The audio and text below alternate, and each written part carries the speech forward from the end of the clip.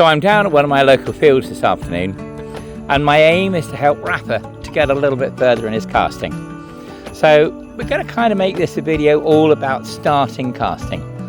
Now the thing is with Rafa, most of the time he's landing at under 65 yards.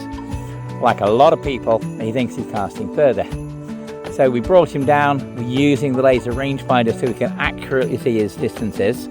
And he's crept up now, so he's hitting between 80 and 85 yards each time. When you actually look from where it lands to the oche, that's actually quite a distance. But as I say, we'll have this as a video for people who are just starting, helping them to use a basic overhead cast efficiently to begin with. Just add in a little bit of pre-compression, which is where the rod starts to take on an arc, which is then deepened as the final part of the cast drives it forward. So we'll see how that looks. So this afternoon, the first rod I'm going to have a go at is the Achios Crave. I'm not going to go for a particularly fancy cast, I'm just going to use a straightforward overhead cast, but I'm going to do it pre-engaging the blank just to keep the compression on the rod a little bit more severe, giving hopefully a little bit more distance. So Achios Crave rod, Achios Crave reel, let's see how we get on. So the first thing I'm going to do, point my left foot in the direction that I want to cast. If I've got equal power coming in from my left and my right arms, my shoulders should come parallel to the foot, so it should go reasonably straight. I'm going to start high, and then from here, as I swing back, the rod will start to compress, my left arm comes up so I can start to apply some power. Make sure I'm nice and comfortable.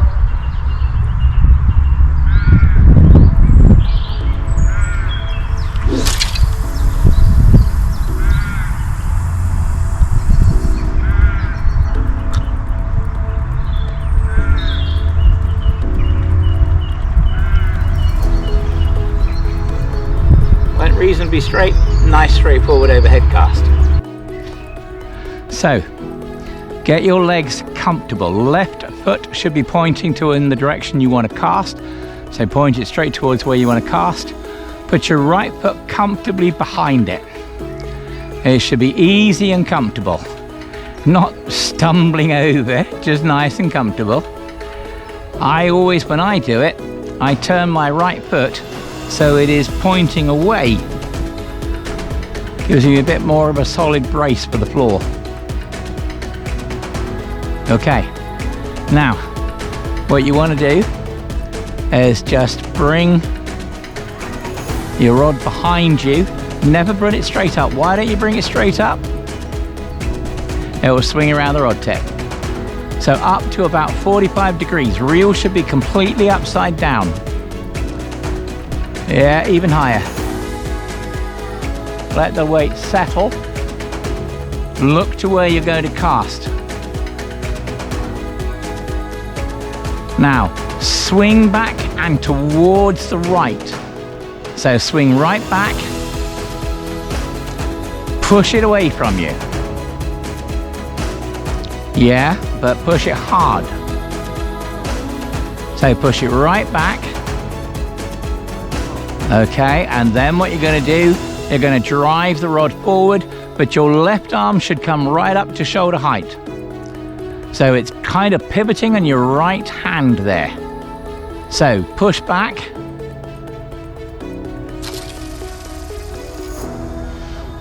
Okay, what went wrong?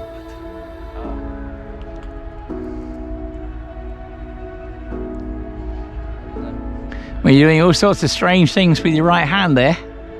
Your right hand is basically pivoting so that then you can push forward, but your left arm should be up, your right arm should be just guiding, and then at the end, your right arm pushes forward at the same time that the left arm pulls to the hip. Not that. Okay, so one of the things I noticed doing Rafa's rod, the drop we can't really get long enough because his shock leader is too short. So I'm going to take off the shock leader that he's got on. It is not safe to cast a 5-ounce lead weight on 20-pound line. Just really isn't. The line could very easily break, the lead weight could go shooting off in any direction, could end up with someone being seriously hurt and even killed. So what we need to do is we need to put on a shock leader, 60-pound line. The way that works out is it is £10 per ounce of lead, so 5 times 10 is 50, and then you need another £10 safety margin over and above. So we go 50 plus 10 is 60. 60-pound breaking strain line is what we should be using for the leader. So I'm just going to coil up his old one to begin with.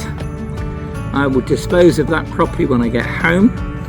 You cannot leave lengths of nylon lying around everywhere because, totally honest, you end up with a lot of wildlife getting their feet caught in it. So best to avoid that. I shall just pop the lead weight down for a second.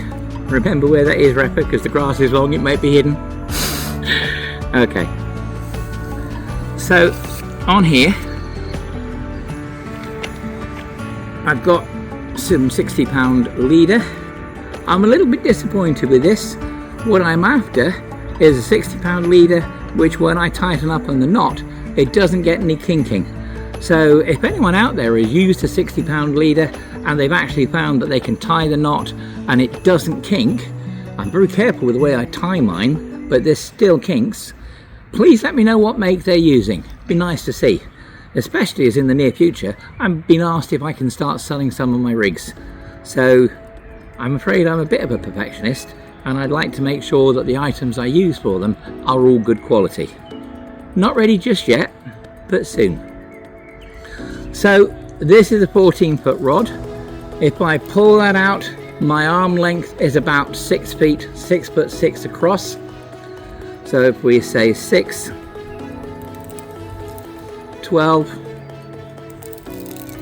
18, 24. If I do one extra, that should now be about 30 foot of leader, and that should be fine.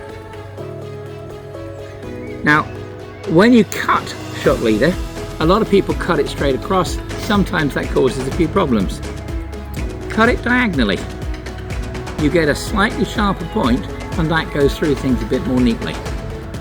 So let's have a look and see how the shock leader knot is actually done. Okay, so having looked back on Rafa's line, I found the first 2 or 3 yards to where I joined that leader were really badly frayed. Now that often happens when you're casting over rocks. We've been casting over at Dartmouth, for example, and the Esplanade there. The line's got frayed, it's weakened it. So I cut off about 3 yards, which should have solved the problem. Let's have a look and see what we do. So step 1. Go twice around your fingers, in through the back, tease it into a figure of 8 knot like that. Now we go for this line, and we really hope that this time the line it doesn't break on me, because that would just be so embarrassing. And we're just going to go through one eye of the figure of 8, out the other, and now I'm going to go 6 turns around. As I do, I'm going to go around the main line, the shock leader. So the main line is wrapping around the shock leader, and then on the 6th one I'm going to go through that first twist which I've been holding open. Now I go back the opposite way to how I came in on the figure of 8.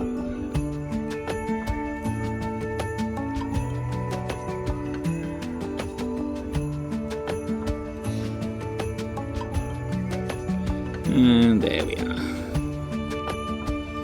So, wet it, pull all 3 tight to begin with, and then pull on the 2 line strands, and then pull. And as you can see, that has now held securely. Interestingly enough, on the first knot, it wasn't actually the knot that broke, it was the line to the side of the knot, which was a pretty good indication that it got frayed at some point. Cut him short, and what you've got is almost like the nose cone of a rocket. So you have that tapered appearance which will just fly through the rings. Nice for casting. Might get a bit of a clunk when you come back in again, so you need to cut it a bit short.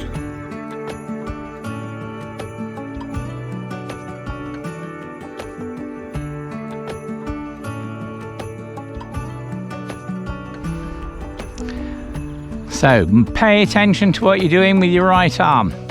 Your left arm, you've just caught that around your rod tip. This is why we go around rather than up and over, Rafa. Okay, so left arm's going to come up, the right arm is just going to pivot on there, and then it's going to push forward. It's going to be like having a sledgehammer you're hitting in the air. Go on. Better. Okay, so I've got a nice long drop on there. As you develop, you might want your drop to get a little bit longer. But you see I'm starting with my left hand down here, closer to the hip. So from here, what's going to happen, I'm going to start high. As I push back, you'll see that I'm kind of pivoting the rod on the arm, but I'm allowing my left arm to come forward. So from here, back, push, pull,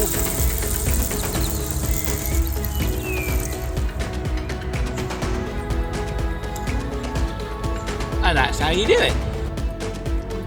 Okay, so this time when you cast, what you want to do, point your left foot straight. Now when you go backwards, just extend the left arm so that it's nice and comfortable, and then let your right arm guide the rod back so that then, yeah, you can't hold it stiffly to it. You've just got to kind of guide the rod while your left arm comes up. Yes, and then hit it. You're kind of pushing it straight up. So go from there, use it to drive it and let it go higher.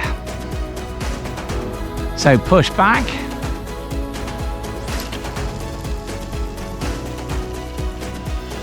Okay, so have a measure, Rafa.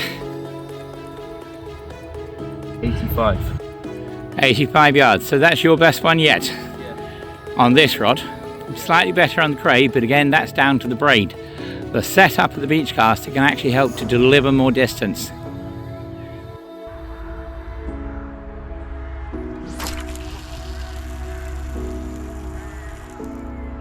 I doubt that'll be as good as the last one.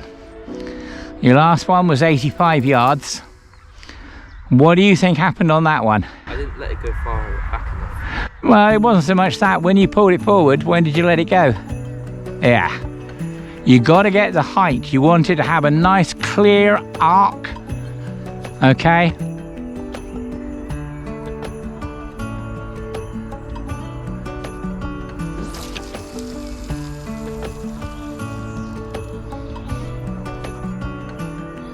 This puts a bit of perspective on distance. His last cast was 93. So we'll see what this one does.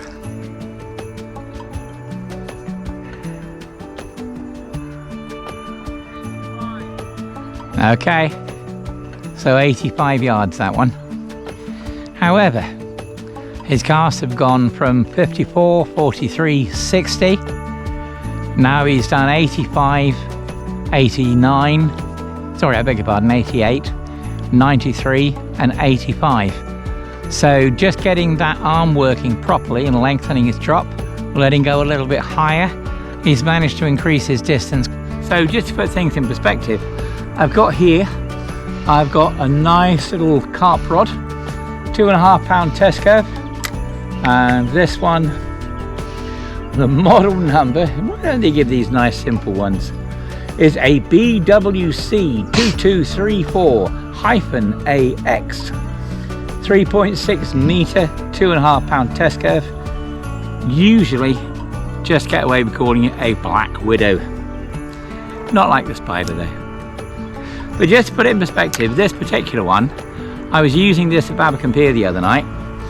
You can cast a reasonable distance with it, so it isn't always the case that you have to have a beach caster. But I caught a bullhuss on it. Not a tiny little one. This one was £10 5 ounces. And there's everyone saying, oh, you can't use carp rods, you might get something big. £10 5 ounce. And the rod handled it absolutely fine. Now, just out of curiosity, let's see what kind of distance we're getting. So here I am with the little Black Widow and the end gauge reel. And all I've got is a 2 ounce lead weight. So let's just see how far this goes. Again, it's going to be a straightforward overhead cast, a little bit of pre-compression just to get the blank working, and then let's see. So start high, push back.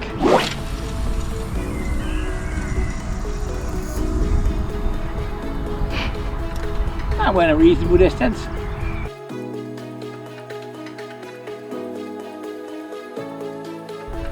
So here for the end of the afternoon, I've let Rafa have a go with my crave rod, and we're just going to see if he can actually manage to hit 100 yards with it. See if he can put it all together. When you're ready, Rafa.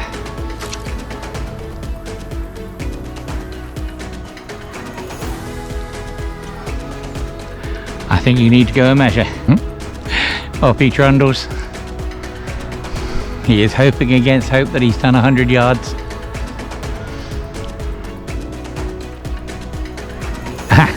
Yeah, he's done it. Anyway, that'll do for today. I hope you enjoyed the video, or at least found it informative, and I hope one day we'll meet up on the bank. In the meantime, if you would like to subscribe to our channel, it would be very much appreciated. Likes and comments similarly. Thank you for your time. Goodbye.